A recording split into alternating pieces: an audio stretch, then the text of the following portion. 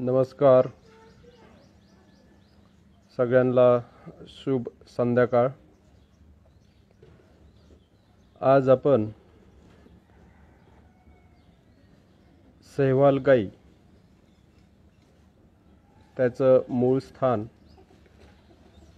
सहवाल गाईची कशा प्रकारे निवड करण्यात यावी याविषयी आज माहिती बघणार आहोत। गेले 2-4 दिवसापूर्वी एक आपण व्हिडिओ पोस्ट केला होता। त्यामध्ये सहवाल गाईमध्ये कोणते कोणते कलर आहेत याविषयी आपण सगळे माहिती पाहिलेली। थोडीशी प्राथमिक माहिती देतो। सहवाल गाई ही भारतातील सगळ्यात जास्त दूध देणारी गाई आहे। सहवाल गाईचा प्रसार हा अनेक देशामध्ये झालेला आहे। सर्वसाधारणपणे ऑस्ट्रेलिया असेल, केनिया असेल किंवा पाकिस्तान, भारतानंतर सगळ्यात जास्त सहवाल गाई ह्या पाकिस्तानमध्ये आढळतात आणि त्या ठिकाणी दुधासाठी त्याचा खूप मोठ्या प्रमाणात वापर केला जातो। आता इंडियामध्ये जर पाहिलं आपण तर नॉर्थ इंडियामध्ये बघितलं तर मूळ स्थान हे सहवालचं पंजाब आहे। पंजाब, हरियाणा, राजस्थान किंवा आपण सिंध प्रांत म्हणतो, ह्या भागामध्ये खूप मोठ्या प्रमाणात आपल्याला सहवाल आढळतात। तेथील काही खानदानी लोक आहेत की जे फक्त सहवाल गायचंच पालन आणि पोषण केलं जातं त्या ठिकाणी। पाकिस्तान बॉर्डरच्या शेजारी जी गावं आहेत किंवा जिल्हे आहेत त्या ठिकाणी खूप मोठ्या प्रमाणात ह्या सहवाल गायींचं पालन केलं जातं। सहवाल गाईला अनेक नावंसुद्धा आहेत। तिला नोलासुद्धा म्हणतात, मॉन्टमेगरीसुद्धा म्हणतात। त्याप्रमाणे त्या भागामध्ये मुख्यत्वे दुधासाठी त्या गायींचं खूप मोठ्या प्रमाणात पालन केलं जातं। आता हरियाणामध्ये पाहिलं तर नॅशनल डेअरी रिसर्च इन्स्टिट्यूट आहे, त्या ठिकाणी खूप मोठ्या प्रमाणात त्याचं संशोधन चालतं। तसेच हिसार, सिरसा, बिकानेर, हनुमानगड, पंजाबमध्ये ह्या गायी खूप मोठ्या प्रमाणात आपल्याला आढळतात। गेले 40 वर्षाचा जर आपण इतिहास पाहिला, पंजाबमध्ये खूप मोठ्या प्रमाणात HF किंवा जर्सी गायींचं पालन केलं जातं। तिथं सर्वसाधारणपणे HF गाई 40 लिटर, 50 लिटर, हायेस्ट रेकॉर्ड हे 67 लिटर एवढं त्या ठिकाणी आपण पाहिलेलं आहे। परंतु गेले 5 वर्षाचा जर कल पाहिला तर पुन्हा पंजाबमधले शेतकरी, हरियाणामधले शेतकरी देशी गायीकडे वळायला लागलेले आहेत आणि बहुतांशी सहवाल गायीकडे खूप मोठ्या प्रमाणात वळायला लागलेले आहेत। त्याचं कारणसुद्धा आहे, कारण आताच्या परिस्थितीमध्ये पाहिलं, हे बदलतं वातावरण बघितलं तर HF किंवा जर्सी हा गाईला पालन पोषण करायला खूप मेहनत घ्यावी लागते। परंतु आपल्या ह्या देशी गायी आहेत, मुख्यत्वे सहवाल असेल, थारपारकर असेल, राठी असेल, हरियाणा सुद्धा खूप चांगल्या प्रकारे त्या ठिकाणी लोक पाळत आहेत आणि याचा परफॉर्मन्ससुद्धा, याची दूध उत्पादन क्षमतासुद्धा त्या काही शेतकऱ्यांकडे खूप चांगली आहे। मी खूप वेळा पंजाब, हरियाणा, राजस्थान ह्या भागामध्ये गेलेलो आहे। काही शेतकऱ्यांच्या घरी 10 ते 12 वेतं देणाऱ्या सहवाल गाई मी त्या ठिकाणी पाहिलेले आहेत व ते खानदानी त्यांचा व्यवसाय हा सहवाल गायींचाच आहे। फक्त सहवाल गाई किंवा थारपारकर गाई किंवा राठीसुद्धा खूप मोठ्या प्रमाणात त्या ठिकाणी पालन पोषण त्याचं केलं जातं। आता एकंदरीत भारताच्या दूध देणाऱ्या गायींचं जर दूध उत्पादन क्षमता पाहिली तर गेल्या वर्षीचा जो रिपोर्ट आहे त्याच्यामध्ये 2.97 लिटर प्रति दिवस एवढे दूध देण्याची क्षमता आपल्या देशी गायींची आहे। परंतु एकूण जर आपण देशी गायी पाहिल्या, आपल्या भारतामध्ये 40 देशी गायी आहेत आणि त्यामध्ये दूध देणाऱ्या फक्त 4 ते 5च आहेत. त्यामध्ये सहवाल, गीर, थारपारकर, राठी, रेड सिंधी इत्यादी गायींचे गणना केली जाते. परंतु ह्या सगळ्या गायींचं जर दूध उत्पादन पाहिलं तर सर्वसाधारणपणे 6.75 लिटर प्रति दिवस इतकं तिचं दूध देण्याची क्षमता आहे.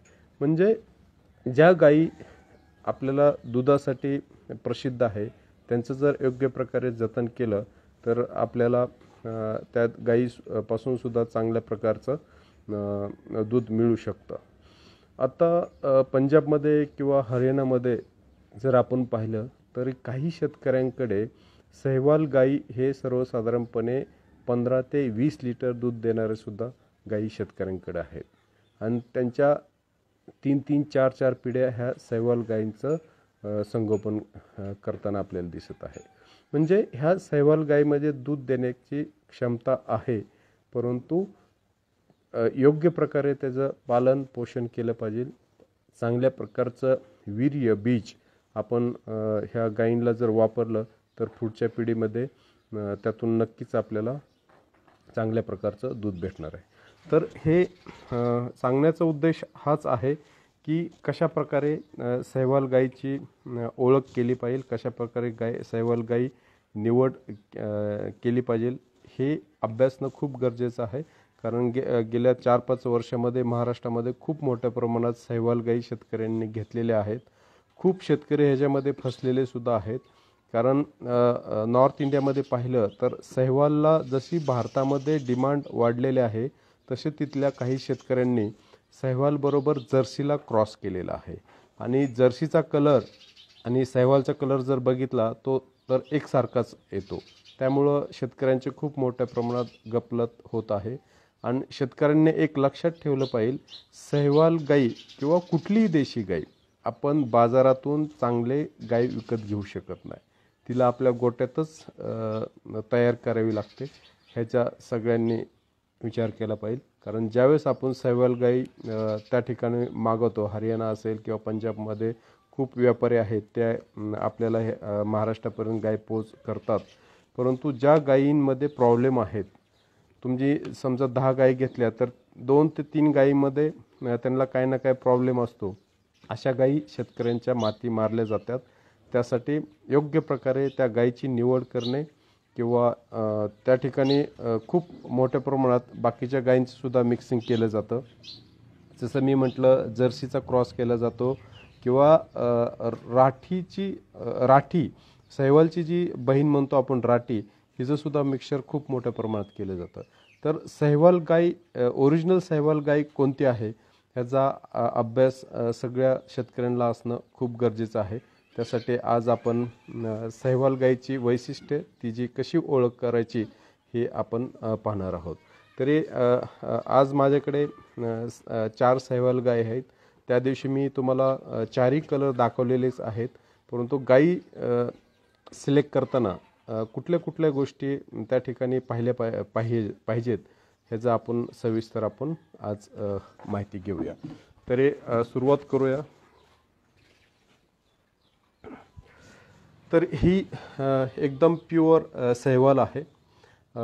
आपण तिच्या चेहऱ्यापासून सुरुवात करूया. साधारणपणे चेहरा हा तिचा निमुळता पाहिजे, ब्रॉड किंवा रुंद चेहरा नाही पाहिजे.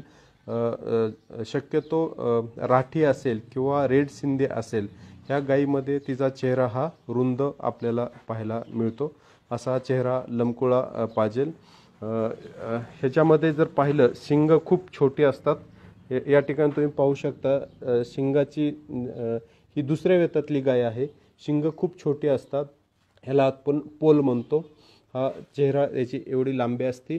कलर जर पाहिलं तर हा कानाचा कलर जर पाहिला, कानाच्या कड ही एकदम तांबूस कलरची असते, रेड कलरची असते किंवा काही प्रमाणात काळ्या प्रमाणाचा वलय ह्या ठिकाणी तुम्हाला दिसत असेल. तर ही वलय एक सहवाल गायीचं खास वैशिष्ट्य असतं. कानाचे जे कलर असतो तो एकदम डार्क असतो किंवा ब्लॅक सुद्धा असतो. त्याचप्रमाणे सगळ्यात महत्त्वाचं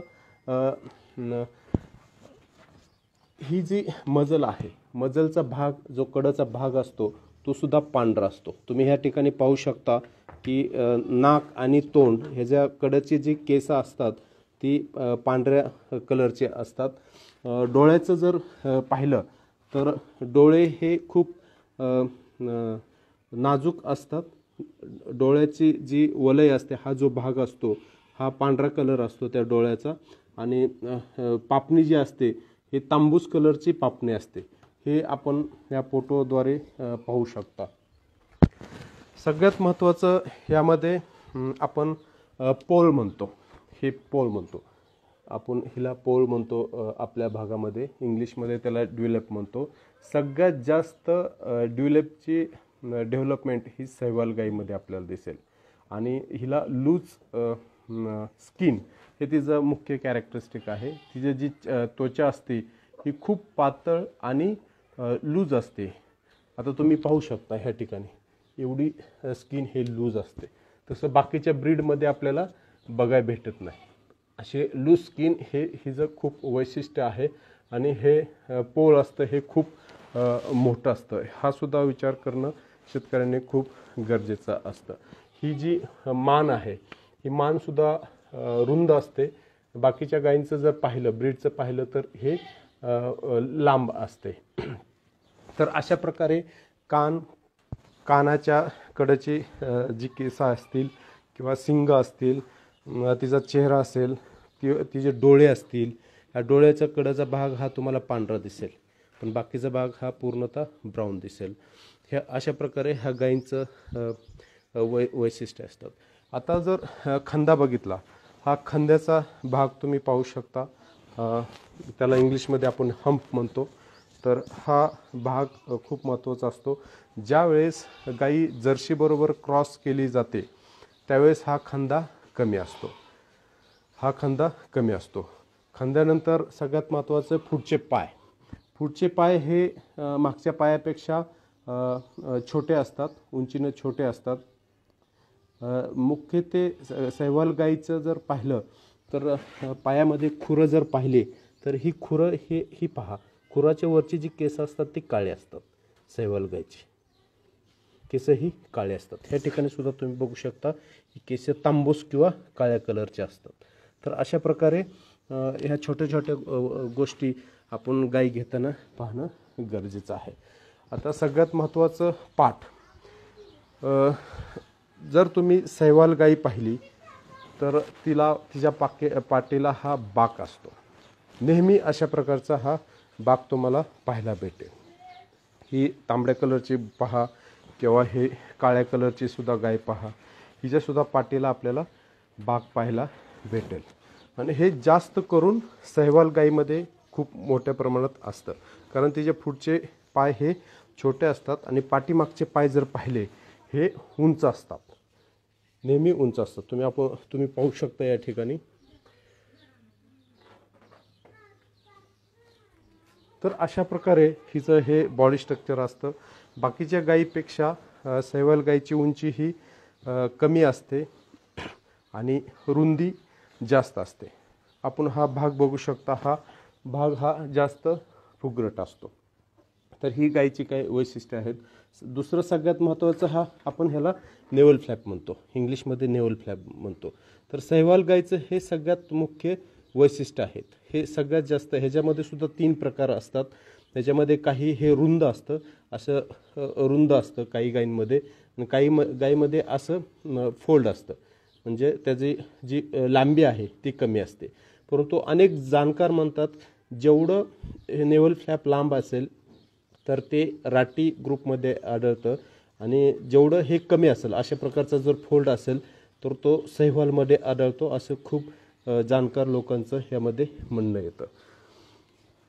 आता सगळ्यात महत्त्वाचा भाग राहतो कास. आता ही गाय खूप शांत आहे, तुम्ही पाहू शकता. किती वेळ झाला मी त्याला हाताळतोय पण अजून साधी हल्ली सुद्धा नाही. ही सहवाल ही सगळ्यात जास्त दूध देणारी गाय आहे. त्यामुळं ही जी जर कास पाहिली तर HF किंवा जर्सी गायसारखी ती जी अटॅचमेंट असते ही 4 अटॅचमेंट आहे. आणि या ठिकाणी आपण म्हणतो ह्याला रेअर अटॅचमेंट ही म्हणतो. ही जी कास ही खूप मोठी असते. आता ही माझी गाय आहे, सर्वसाधारणपणे तिचं हायेस्ट दूध पहिल्या वेतामध्ये तिचं 13.5 लिटर होतं. आता ही तिचं दुसरं वेत चालू आहे. तिचं सर्व आता सध्या 16.5 लिटर दूध आता सध्या ती देत आहे. तर अशा प्रकारे कास खूप मोठी असते. ही दूध वाहिनी म्हणतो आपण, मिल्क व्हेन म्हणतो. ही सुद्धा खूप मोठ्या प्रमाणात आपल्याला सहिवालमध्ये आढळते. आता राठी आणि सहिवाल हे कसं ओळखायचं, तर राठीमध्ये हा पाठीचा कणा हा सरळ असतो, तसा सहिवालमध्ये नसतो. राठी हे सर्वसाधारणपणे सर्व लोक म्हणतात की राठी ही सहिवाल, थारपारकर आणि रेड सिंधी ह्या गायीपासून तयार झालेली ही राठी गाय आहे. राठीमध्ये ब्राऊन कलरसुद्धा आढळतो, परंतु जास्त करून जे स्पॉट त्याच्यावरती पांढरे किंवा काळे स्पॉटसुद्धा राठी गायीवरती खूप मोठ्या प्रमाणात आढळतात. तर ही गाय खरेदी करताना ही वैशिष्ट्ये लक्षात घेणं खूप गरजेचं आहे. आता हा दुसरा कलर तुम्ही पाहू शकता, तो फेंट कलर. त्या दिवशी जसं मी सांगितलं, तर ह्या गायीचे तुम्ही बघू पाहू शकता, डोळ्याच्या कडेला पांढरा जो कलर आहे ते अशा प्रकारे खूप सुंदर दिसते. काही गायींमध्ये हा पांढरा टिपकासुद्धा येतो. आता हा सहिवालचा हा पांढरा टिपका तुम्हाला पाहिला असेल. आता ह्या गायीमध्ये हा डोळ्याच्या कडेला खूप छोटासा पांढरा डाग आहे. तर अशा प्रकारचे रेफरन्सेस आपल्याकडे आहेत की सहिवाल गायीमध्ये असा मध्ये आधी पांढरा टिपकासुद्धा येऊ शकतो. तर हा दुसरा कलर आहे, हा फेंट ब्राऊन कलर तुम्ही पाहू शकता. चल उठ.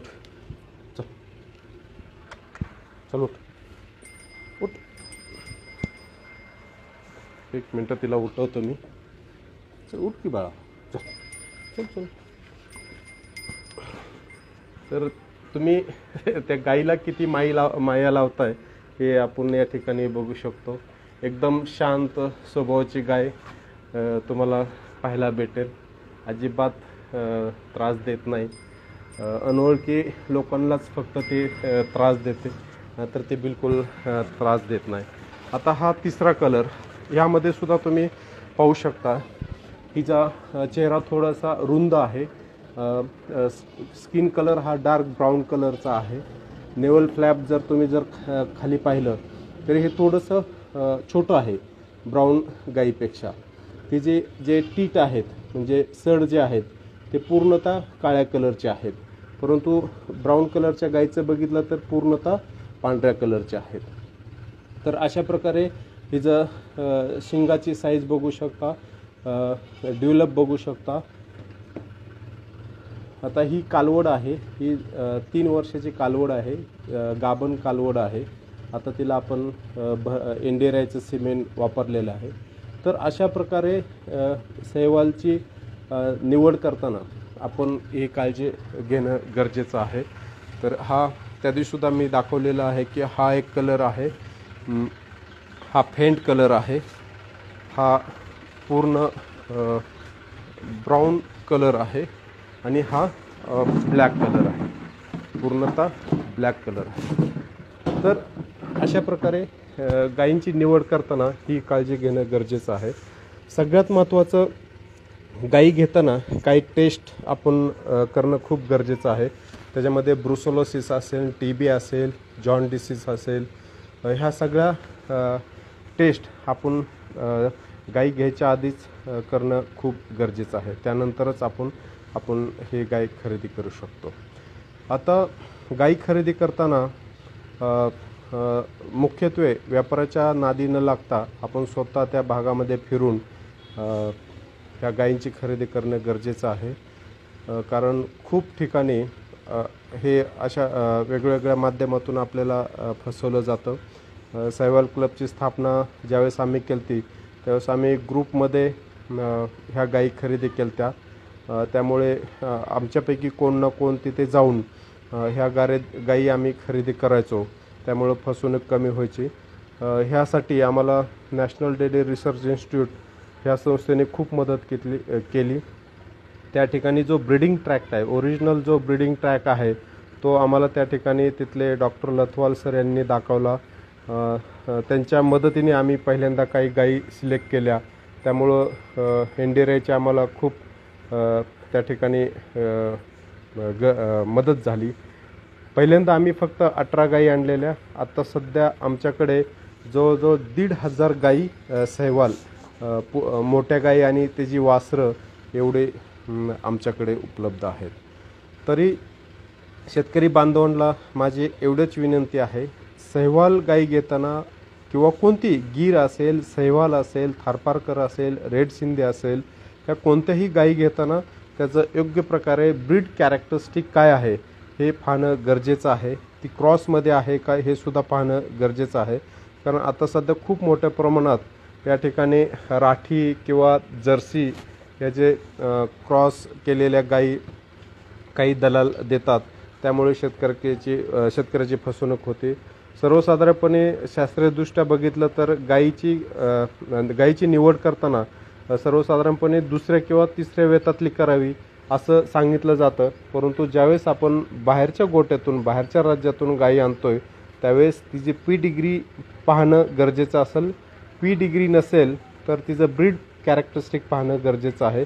ब्रीड कॅरेक्टरिस्टिक पाहून तिची दूध देण्याची क्षमता, तिची कास कशी आहे, तिची ठेवण कशी आहे, किंवा तिची आई कशी आहे, किंवा कोणता बुल वापरलेला आहे, ही थोडीशी जनरल माहिती गोळा करून आपण गाय खरेदी करणं गरजेचं आहे. नाहीतर खूप मोठ्या प्रमाणात आपली फसवणूक होते. आणि आमचा तर सल्ला असा आहे की पहिलारूच गाई जी प्रेग्नंट हिप्पर आहे तीच गाय घेणं उत्तम आहे आता सध्या. कारण दुसऱ्या वेतातली, तिसऱ्या वेतातली चांगली गाई शेतकरी आता सध्या विकत नाही.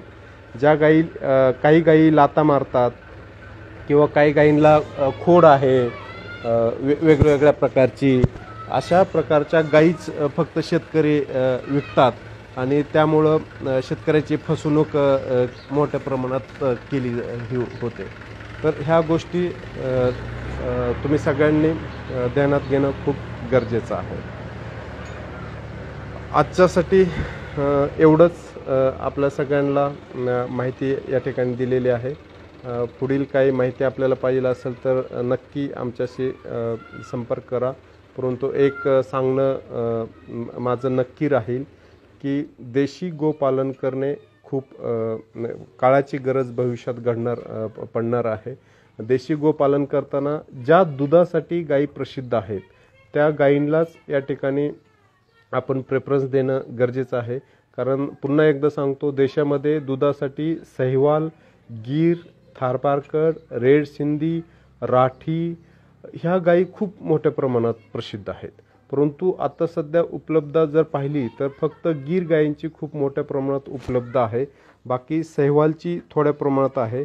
परंतु रेड सिंधी असेल, थारपारकर असेल किंवा बाकीच्या राठी असेल, ह्या गायी खूप मोठ्या प्रमाणात दुर्मिळ व्हायला लागलेल्या आहेत. त्यामुळे त्यांचं संवर्धन होणं खूप गरजेचं आहे. खूप संस्था आता सध्या देशी गाई संवर्धनावरती काम करत आहे.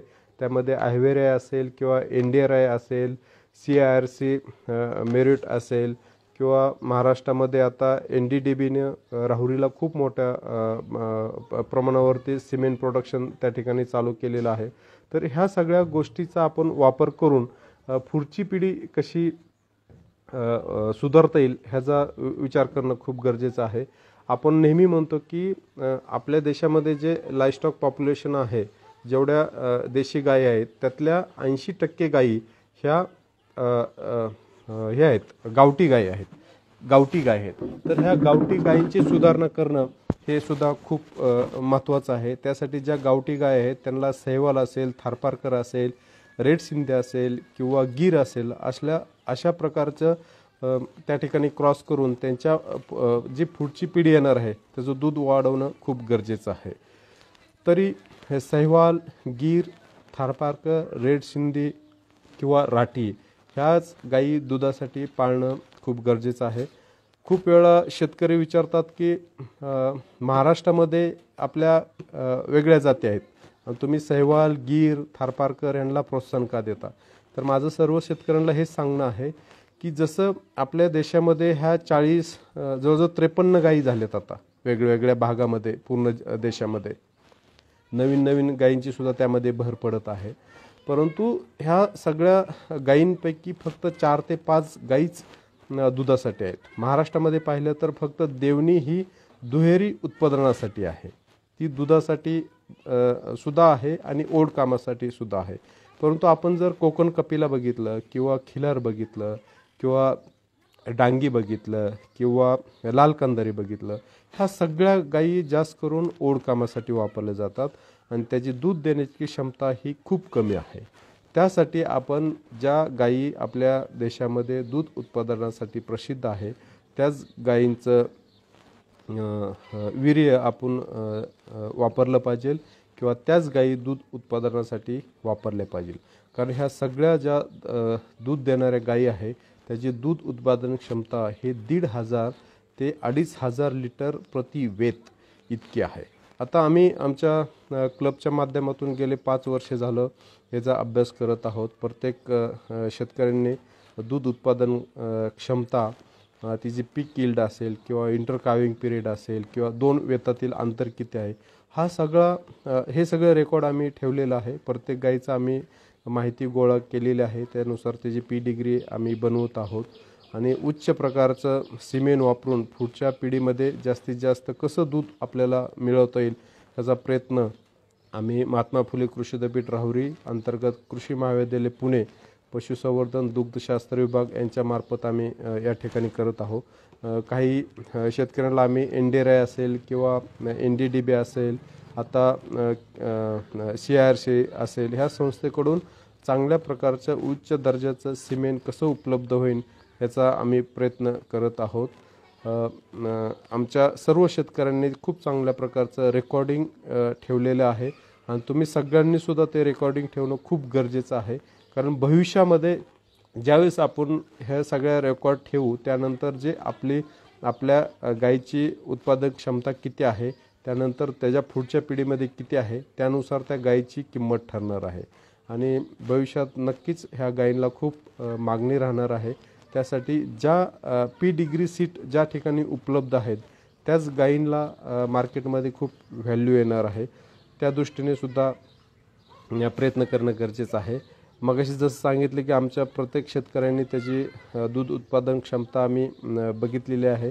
तरी त्याच्यावरून आम्हाला असा अंदाज येतो की प्रत्येक गायींचं रेकॉर्ड हे 1,800 लिटर ते 2,500 लिटर प्रति वेत एवढं आम्हाला ह्या ठिकाणी भेटलेलं आहे. पहिल्या वेतामध्ये थोडंसं दूध कमी भेटत आहे, परंतु दुसऱ्या तिसऱ्या वेतामध्ये हे दूध उत्पादन 16 लिटर 18 लिटर इथपर्यंत वाढताना दिसत आहे. त्यामुळं ह्या गायीमध्ये दूध देण्याची क्षमता आहे, परंतु तिचं चांगल्या प्रकारे जतन करणं, चांगल्या प्रकारचं चारा त्यांना देणं, चांगल्या प्रकारचं कॉन्सन्ट्रेट देणं किंवा मिनरल मिक्सर देणं खूप गरजेचं आहे. किंवा काही प्रमाणात डिवर्मिंग करणे. आम्ही खूप ठिकाणी पाहिलं की या ठिकाणी अँटीबायोटिकचा आम्हाला वापरच करायची गरज लागत नाही. ज्या आयुर्वेदिक वनस्पती आहेत, ज्या आयुर्वेदिक औषधं आहे किंवा होमिओपॅथीसुद्धा आम्ही ह्या गायींमध्ये वापरतो, त्यामुळे त्यांचा रिझल्ट खूप चांगला आम्हाला भेटत आहे. आणि त्यामुळे जे रेसिड्यू फ्री दूध आहे, अंश विषमुक्त दूध आपण जे म्हणू शकतो, विषमुक्त दूध उत्पादन हे फक्त आपल्याला देशी गायीमध्ये शक्य होणार आहे आणि त्यामुळे ह्यामध्ये भविष्य खूप मोठं आहे. कारण आता जसं तुम्ही HF असेल, जर्सी असेल, जेवढं दूध उत्पादन क्षमतेकडे तुम्ही जास्त जाचाल तेवढ्या प्रमाणात तुम्हाला त्याची काळजी घेणं खूप गरजेचं आहे. तेवढ्या प्रमाणात तुम्हाला सगळं अन्नद्रव्य असतील किंवा घटक असतील हे पुरवणं तुम्हाला गरजेचं राहणार आहे. त्याचबरोबर त्यांना मोठ्या प्रमाणात केमिकल्स असतील किंवा अँटीबायोटिकचा वापर सर्वसाधारणपणे आपल्या देशी वातावरणामध्ये करावा लागतो आणि त्याचाच इफेक्ट हा दुधामध्ये उतरतोय आणि त्याचा परिणाम हा मानवी जीवनावरती सुद्धा होतोय.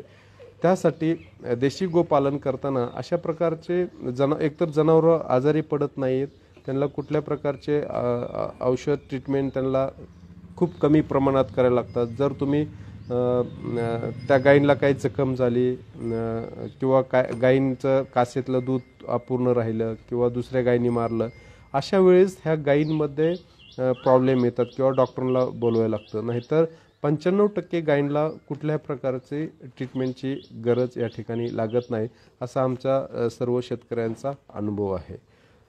तरी सर्व शेतकऱ्यांना मी पुन्हा हीच विनंती करेन की आपण नक्की देशी गोपालन, तुमच्या दारामध्ये एक तरी देशी गाई दुधासाठी पाहिजे. मग तिच्या दुधाबरोबर तुम्हाला गोमूत्रसुद्धा भेटणार आहे, शेण भेटणार आहे. त्याच्यापासून तुम्ही विविध पदार्थ तयार करू शकता किंवा शेणापासून आमच्या सहवाल जो क्लब आहे त्याच्यामध्ये कंपल्सरी आम्ही बायोगॅस घेतलेला आहे. आम्ही शेण जे काढतो ते पहिल्यांदा बायोगॅसमध्ये टाकतो. शेणामधून मिथेन गॅस हा आम्ही ट्रॅप करतो, तो घरामध्ये वापरला जातो किंवा बाकीच्या गोष्टींना वापरला जातो. आणि त्यानंतर जी स्लरी आहे त्या स्लरीपासून चांगल्या प्रकारचं सेंद्रिय खत आम्ही तयार करतो आणि ते शेतीमध्ये वापरतो. म्हणजे या ठिकाणी शेण गोमूत्राचा, दुधाबरोबर शेण गोमूत्राचा वापर हा जमीन सुधारणा यासाठी खूप मोठ्या प्रमाणात केले जातो. आमच्या इकडे द्राक्ष असेल, डाळिंब असेल, ह्या शेतकऱ्यांना दुधापेक्षा शेण आणि गोमूत्रामध्ये खूप इंटरेस्ट आहे. त्यामुळं ती शेतकरी 1 किंवा 2 गायी पाळत आहात. सर्वसाधारणपणे पहिल्यांदा 1 किंवा 2 गायीपासूनच हा व्यवसाय चालू करावा. अलीकडे खूप मोठ्या प्रमाणात कोण 50-100 अशा प्रमाणात गायी घेतात आणि त्यातून हा व्यवसाय चालू करतात. तर त्यांना विनंती आहे की पहिले 1 वर्ष तुम्ही 2 गायी, देशी गायी सांभाळून पहा. तिचा आहार काय आहे, तिच्या सवयी कशा आहेत, त्या देशी गायीला तुम्ही जाणा. त्यानंतर तुम्ही त्या व्यवसायामध्ये पडा. परंतु प्रत्येक शेतकऱ्याच्या दारामध्ये एक देशी गाय असावी अशा उद्देशाने आम्ही हा सहवाल क्लब महाराष्ट्रामध्ये स्थापन केलेला आहे. आम्ही फक्त सहवाल गायीवरतीच काम करतो म्हणून बाकीच्या गायी चांगल्या नाहीत असा आमचा बिलकुल उद्देश नाही आहे. परंतु सहवालबरोबर गीरसुद्धा खूप चांगले आहे, थारपारकरसुद्धा चांगले आहे, लाल सिंधी जी म्हणतो तीसुद्धा चांगली आहे, राटीसुद्धा चांगले आहे. आमच्या काही क्लब मेंबरकडे राटीसुद्धा आम्ही ठेवलेले आहे. तिचासुद्धा परफॉर्मन्स खूप चांगला आहे. कारण खूप जण म्हणतात की राटी ही सहवालचीच बहीण आहे. त्यामुळे आम्ही तीसुद्धा गायी त्या ठिकाणी ठेवलेली आहे. आणि काही फार्मवरती आम्ही सहवाल, गीर, राटी आणि थारपारकर यांचासुद्धा कंपॅरेटिव्ह अभ्यास आम्ही आता सध्या चालू केलेला आहे. तरी जशी तुमची निवड असेल, जशी तुम्हाला चांगली गाय मिळेल त्याप्रमाणे तुम्ही देशी गाईचं संगोपन करणं हे गरजेचं आहे. थारपारकरला आपण पांढरी शिंदी, लाल शिंदी जशी आहे तशी थारपारकरला आपण पांढरी शिंदी म्हणतो. तरी ह्या सगळ्या गायी दुधासाठी चांगलेच आहे, त्याचे जतन करणं गरजेचं आहे. ह्याचं भान सर्व शेतकऱ्यांनी ठेवावे आणि त्याप्रमाणे आपण देशी गोपालन करावे अशी मी विनंती करतो. धन्यवाद.